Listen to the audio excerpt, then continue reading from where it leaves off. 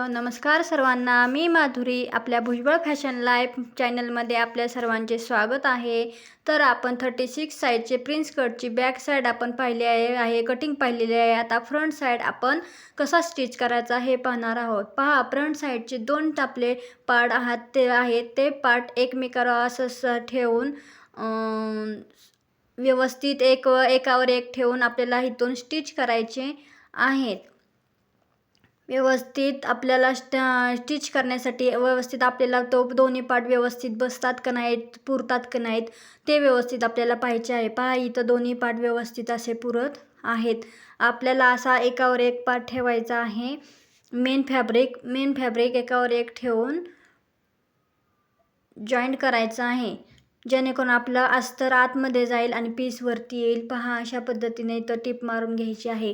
टीप मारताना पाव इंचावर टीप साधारणतः मारा. टीप कमी अंतर टीप मारताना ठेवू नका, थोडं जास्तच ठेवा, जेणेकरून आपला पार्ट कुठेही पुढे मागे धागा निसटणार नाही, पीस फिसकटणार नाही, अस्तर फिसकटणार नाही. अंतरही जास्तच ठेवा टीप मारताना. पहा, आणि टीप मारताना व्यवस्थितपणे कोणत्याही खालच्या ना वरच्या कोणत्याही पार्टला ताण द्यायचा नाही. दोन्ही सैल ठेवायचा आहे पार्ट आणि व्यवस्थित अशी टीप मारून घ्यायची आहे. अशा पद्धतीने कोणत्याही टीप मारताना कमी जास्त अंतर असं मारू नका. टीप ही सरळ व्यवस्थित परफेक्ट असं समान अंतरावर टीप मारा. व्यवस्थित टीप आलेली पाहिजे. तुमची हळूहळू नवीन शिकत असाल तर तुमची हळूहळू प्रॅक्टिस झाल्या तुम्हाला हे व्यवस्थित असं टीप मारता येईल. पहा, इथं कशी मी एकसारख्या अंतरावर टीप मारलेली आहे. कुठंही आत बाहेर कमी जास्त अंतर घेतलेलं नाही. पहा, इथं व्यवस्थित अशी आपली टीप मारून झालेली आहे. याच्यावरती पुन्हा अजून एकदा टीप ह्याच्यावरती मारून घ्यायची आपल्याला आहे. व्यवस्थित टिपेवरतीच टीप मारा पुन्हा, आणि डबल टीप मारताना पुन्हा कापड आपलं व्यवस्थित आतमधून उमटलं जाणार नाही याची खात्री करा व व्यवस्थित अशी पुन्हा आपल्याला टीप मारून घ्यायची आहे. अशा पद्धतीने व टीप मारताना शेवटी टीप लॉक करून घ्या व धागा कट करताना व्यवस्थित धागा कट करा. आपलं कापड आतमध्ये येऊन देऊ नका. जर तुम्ही नवीन शिकत असाल तर ही टिप्स सांगते तुम्हाला. पहा, फ्रंट पार्ट आपला तयार झालेला आहे. इथं आपल्याला कुठेही कापड कमी जास्त पडलेलं नाही आहे, ना वरती ना खाली. हा आपला फ्रंट पार्टचा टाईप प्रिन्स कट तयार झालेला आहे. आता आपल्याला कमरेची पट्टी तयार करून घ्यायची आहे. इथं 2 इंचाची पट्टी घ्यायची आहे आपल्याला कमरेला. ती पट्टी डबल फोल्ड करा. डबल फोल्ड पट्टी करून ती व्यवस्थित अशी कॉर्नर रोलवर ठेवा आणि व्यवस्थित अशी टीप लॉक करून घ्या सुरुवातीला आणि नंतर टीप मारायला सुरुवात करा. इथंही व्यवस्थित असे सेम अंतर घ्यायचं आहे व टीप मारून घ्यायचं आहे व्यवस्थित असे. त्याच्यामुळे फिनिशिंग व्यवस्थित येते. पाव घ्या, अर्धा काही तुम्ही घेतला असे स्टेचची हे करताना ते घ्यायचं आहे. इथं पाव शक्यतो पाव घ्यायचा किंवा अर्धा. काही स्टिचिंगसाठी तुम्ही मार्जिन जेवढं घेता तेवढी टिपमध्ये आपलं कापड गेलं पाहिजे. अशा अंतराने समान टिप मारून व्यवस्थित टिप मारून घेतल्यानंतर पुन्हा ही आतमध्ये फोल्ड करून घ्यायची आहे व्यवस्थितपणे. पट्टी आपल्याला फोल्ड करून अशी व्यवस्थित असं ह्याच्यावरती दाबटीप टाकून घ्यायची आहे. सुरुवातीला लॉक करायला विसरायचं नाही टीप आपली, जेणेकरून आपली टीप नंतर विसरणार नाही. पहा, अशा पद्धतीने व्यवस्थित असे स्ट्रेट पकडून व्यवस्थित ह्याला दाबटीप मारून घ्यायची आहे. अशा पद्धतीने दाबटीप मारून घ्या. आपण सुरुवातीपासून सर्वच फॅशन डिझायनिंगचा कोर्स फ्रीमध्ये शिकणार आहोत. लवकरच आपण लाईव्ह येणार आहोत. त्याच्यामुळे आपल्या चॅनेलला लाईक, शेअर, सबस्क्राईब नक्की करा, विसरू नका, जेणेकरून आपल्याला सर्व व्हिडिओचे नोटिफिकेशन येतील. पहा, इथं अजून एकदा डबल टीप टाकून घ्या थोड्या वरती अंतराने, जेणेकरून आपली ती फोल्ड केलेली पट्टी अशी बाहेर निघणार नाही फिनिशिंगमध्ये. पहा, इथं फ्रंट पार्टचं एक बाजू आपली तयार झालेली आहे व इथं बटनपट्टी ही आपली तयार झालेली आहे. इथं व्हिडिओ आपला बंद पडलेला होता, तो मला समजलाच नाही, त्याच्यामुळे तुम्हाला हा पार्ट मला दाखवता आला नाही. बटनपट्टी आणि काचपट्टी कशी जोडायची ते आपण नंतर पाहणारच आहोत, त्यात काय हरकत नाही. पहा, आपण बटनपट्टी काचपट्टी आपली तयार झालेली आहे फ्रंट पार्टची. दोन्ही पद्धतीने व्यवस्थित असे दोन्ही अंतर एकसारखे आहे का पाहून घ्यायचं आहे. काचपट्टीसाठी 1.5 इंचाचं अंतर आणि 2 इंचाचं अंतर काचपट्टीसाठी 2 इंचाचं अंतर. हुक लोकपट्टी तुम्ही हुक लोकपट्टी म्हणत असाल तर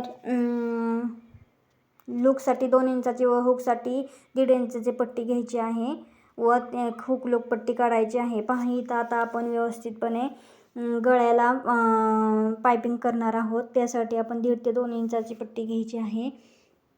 डबल फोल्ड पट्टी करून घ्या व व्यवस्थित टोकावर ठेवून आतमध्ये थोडं फोल्ड करा व दाबटीप टाका. इथं दाबटीप टाकल्यानंतर आपल्याला थोड्या अंतर असं ठेवून ह्याच्यावर टीप मारून घ्यायची आहे. अंतर इथंही कुठंच कमी जास्त करू नका, इथंही करू नका, एकसारखा अंतरावर टीप मारा जेणेकरून आपली व्यवस्थित गोठ हा व्यवस्थित एकसारखा येईल. गोठ मारताना थोडासा आपली क्रॉसपट्टी आपली पट्टी आहे गोठ्यासाठी घेतलेली त्याला थोडासा ताण द्या जेणेकरून आपला गोठ हा व्यवस्थित असा अंगाबरोबर बसेल, वरती उचलणार नाही. अशा पद्धतीने व्यवस्थित असा थोडा ताण देऊन आपल्याला ही पट्टी जॉईन करून घ्यायची आहे. गोठसाठी ही पट्टी क्रॉस पद्धतीने काढा, सरळ कधीही काढायची नाही जेणेकरून सरळ पट्टी काढली तर व्यवस्थित अशी पट्टी आपली उलटी पडते, व्यवस्थित आतमध्ये अंगाबरोबर बसत नाही.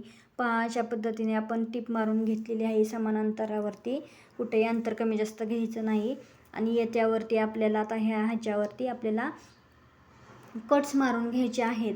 पहा कट्स मारून घेण्या अगोदर व्यवस्थित असा शेप त्याच्या आला आहे का आपल्या टिपला ते पहा. कुठं कमी कापड सुटलं तर नाही आहे ना ते पहा. थोडे अंतरावरती कट मारून घ्या जेणेकरून आपला गोठ व्यवस्थित असा बसेल, आपल्याला गोठचा आकार व्यवस्थित येईल, कुठेही त्याला ताण येणार नाही. यासाठी कट्स मारून घ्यायचे आहेत. कट्स इथं अशा पद्धतीने मारून घेतल्यानंतर आपल्याला ती पट्टी अशी आतमध्ये फोल्ड करून घ्यायची आहे. अशा पद्धतीने आतमध्ये फोल्ड व्यवस्थितपणे करून अशी घेऊन पुन्हा एकदा फोल्ड मारून घ्यायची आहे व व्यवस्थित असं गोठ तुम्हाला जेवढा गोठ पाहिजे तेवढ्या साईजचा हे गोठ करून व्यवस्थित असा टीप मारून घ्यायची आहे. गोठ हा मध्यम आकाराचा करावा, जास्त एकदम बारीकही नाही आणि एक मोठाही नाही, असं मीडियममध्ये गोठ करा. गोठची साईज जास्त नाजूक केली तर व्यवस्थित गोठही टिपही मारता येत नाही. अशा पद्धतीने व्यवस्थित गोठ करताना आतमध्ये खोलामध्ये टीप मारून घ्यायची आहे. फोल्ड केला आहे आपण त्याच्या. गोठ कसा करायचा आहे ते व्यवस्थित सविस्तर आपण पुढे पाहणारच आहोत.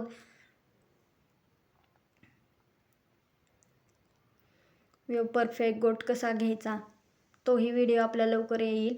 इथं व्यवस्थितपणे गोठ करून आपल्याला घ्यायचा आहे व्यवस्थित गळ्याला आणि इथं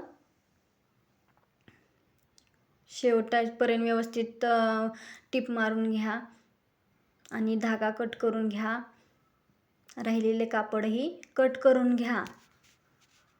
अशा पद्धतीने हा झाला आपला व्यवस्थित असा गोठ तयार. अशा पद्धतीने दुसऱ्या साईडचा सुद्धा गोठ आपल्याला करून घ्यायचा आहे. पहा एक सारखा कसा गोठ आपला आलेला आहे. तसाच याही पार्टला गोठ टाकून घेऊया.